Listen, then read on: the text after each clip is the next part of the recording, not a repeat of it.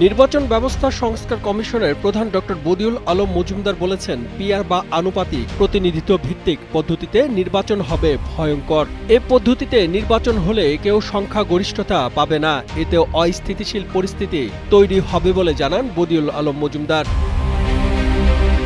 তিনি বলেন, পিআর পদ্ধতিতে নির্বাচন হলে সকালে একজন, বিকালে আরেকজন প্রধানমন্ত্রীর মতো পরিস্থিতি তৈরি হবে।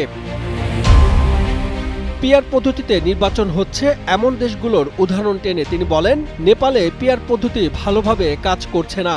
বলেন, ইসরায়েলে গাজা যুদ্ধ অব্যাহত আছে, নৃশংস হত্যাকাণ্ড চলছে, এটির জন্য পিআর পদ্ধতি দায়ী।